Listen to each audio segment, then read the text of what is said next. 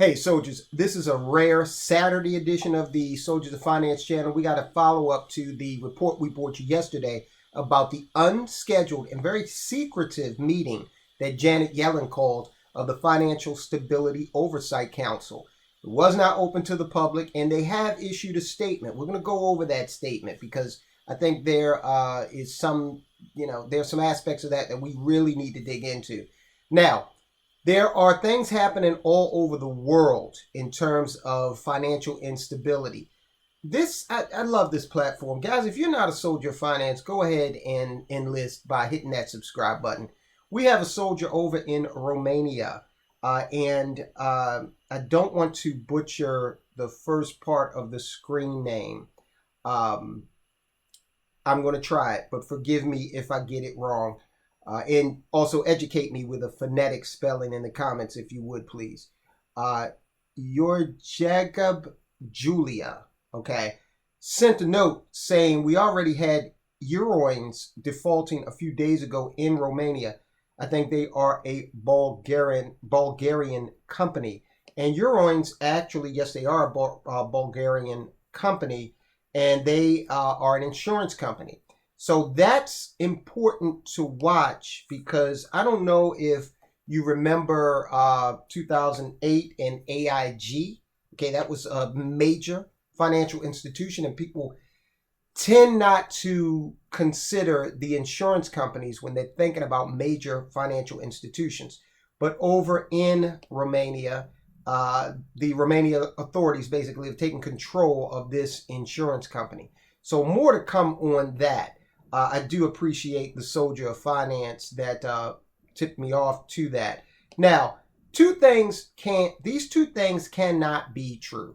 What Janet Yellen is saying in the aftermath of this meeting that they had yesterday of, this Financial Stability Oversight Council, what they're saying and what is being reported by some economists out of Stanford, these two things conflict majorly. Now, again, at this very secretive meeting, it was unscheduled. Now, listen, let's go over this. Unscheduled. And when I think of unscheduled, again, guys, I'm a former volunteer firefighter. And none of the emergencies were scheduled. That's what made them emergencies, kinda, right? This was an unscheduled meeting. And people at that meeting included the Secretary of the Treasury, the Comptroller of the Currency, the Chair of the Federal Reserve Board, the Chair of the FDIC, a major representative from the insurance industry, and a few others. But I throw those titles out there simply because I think we both agree that it's probably very tough to sync those schedules if you forecast it out months from now, right? All right, so we had an unscheduled meeting. That means that, to my mind, that says drop everything you're doing. Oh, and by the way, we're not going to open this up to the public. Now, I used to go down to the FCC, or the Federal Communications Commission, for their monthly meeting. And you could sit right in the room and, the head of the FCC and all the commissioners, when they would talk, and then other things would happen. But it was a public forum, right? Not this. They said, no, the public's not invited. And furthermore, we're going to issue a statement. And here's a statement, very vague. So we got those principals meeting in an unscheduled, not open to the public fashion. Okay? Not open to the public says to me, we want to control the narrative here. And we don't want any media organizations causing a panic based on something they might hear in this meeting. This is a statement they released after the meeting. Today, U.S. Secretary of the Treasury Janet L. Yellen convened a meeting of the Financial Stability Oversight Council in executive session by video conference. During the meeting, the council heard a presentation from staff of the Federal Reserve Bank of New York on market developments. The council discussed current conditions in the banking sector and noted that while some institutions have come under stress, the U.S. banking system remains sound and resilient. The council also discussed ongoing efforts at member agencies to monitor financial developments. Okay? That's it. That's it. You got all of these principles together, and that's the statement that came out of that meeting. All right? That doesn't sound like something that should have warranted an unscheduled meeting of, and let me go over these principles in detail for you.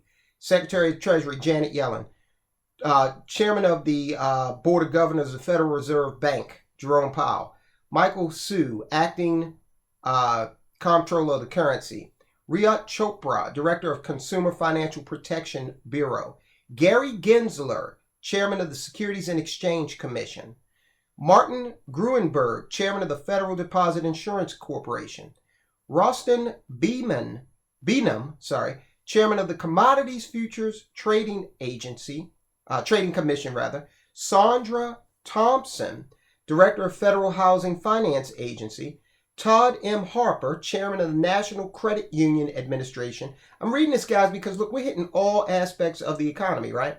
Thomas Workman, independent member with insurance expertise. James Martin, Acting Director of Office of Financial Research.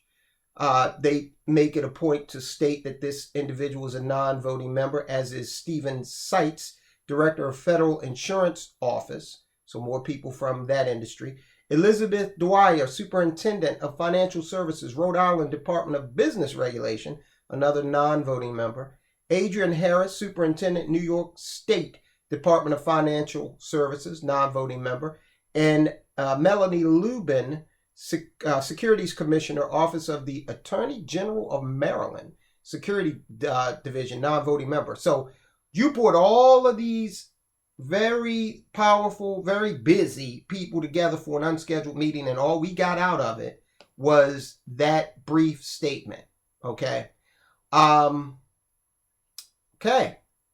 Now, when I hear Janet Yellen insisting that the banking system of America is sound and resilient, I go back to her confidence that we would not see inflation. Is there a risk of inflation? I think there's a small risk, and I think it's manageable. I don't anticipate that inflation is going to be a problem, but it is something that we're watching very carefully. I believe it's transitory, but I don't mean to suggest that these pressures will disappear. All right, so what do I think that meeting was really about? And yes, ladies and gentlemen, this is speculation. I know there was a commenter, he doesn't come around too often anymore, that tried to castigate me for speculation. Listen, if I was in the room, then, I probably would be under some agreement not to tell you what the hell's going on, right? Janet Yellen's certainly not coming on to the Soldiers of Finance channel and telling you what really went on in that meeting. Now, is she? So what is left for us to do is use our reasoning skills and our intellect, try to parse this thing out and get to the bottom of it. And that's vital if we are to stay on the road to financial independence, okay? We could just handle the situation like a piece of flotsam or jetsam and just say, hey, whatever happens, happens, okay? Or we could do something like trust the government, which is never a good idea. Or we could say, maybe what they are considering is an emergency interest rate reduction or cut, all right? And how to do that in an environment where you just raise rates a quarter point 72 hours ago. I think that the smart money, a lot of individuals are speculating that an interest rate decrease, or an interest rate cut is right around the corner, maybe mid-year. That would be a dramatic course correction from what Jerome Powell has forecasted. But all these principals in the room might be saying, hey, look, we can't do any more interest rate hikes because of the funky place that the economy is in and the precarious perch on which these banks are placed. Now, that would also indicate, if we saw a rate cut, that would definitely indicate that they're out of ideas and they are having trouble figuring out exactly what to do. And that's not a good place to be. In the interest of full disclosure, I do have JP Morgan stock. I'm not going to lie to you, though. I've held it for a long, long time. I am thinking about liquidating some of that. And putting it into hard assets, not liquidating all of it. This is something I'm considering right now. Of course, that's for me in my situation. I'm certainly not suggesting you do anything in particular. But look, on the flip side of this, we've got a report from professors at Stanford and Columbia universities that found that 186 U.S. banks are in distress. Economist Peter St. Ong put it this way, quote, "In other words, we are already right up against the edge," unquote. Now that's diametrically opposed to what Janet Yellen was saying about the resiliency and the great rosy position that we're in, right?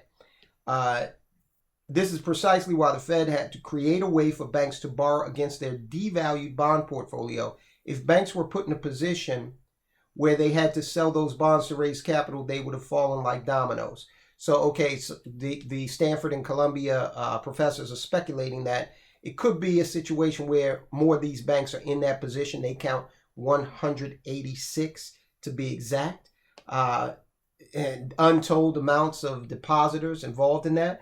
So that's what's going on. We will continue to monitor this, but that's what came out of that meeting. A bland statement to the public. That was basically the swamp gas of the financial sector. Back in the day when people used to say, "Hey, I think I saw an alien, a UFO in the sky." The government would come around and say, "Oh no, swamp gas. Don't sweat it." And then the people would say, "But I don't live near a swamp." And they would say, "No, we insist. It's swamp gas. Don't worry about it." That is basically what happened here. So we'll see what develops. We'll keep our eye on it because I just don't believe Janet Yellen is not a credible source in my estimation, in my book. So we'll keep an eye on it for you guys and try to figure out exactly what's going on again so that we can maintain our course on road to financial independence. And look, just because you're on the road and that's it's more of a journey than a destination. Okay, you got to stay on that road.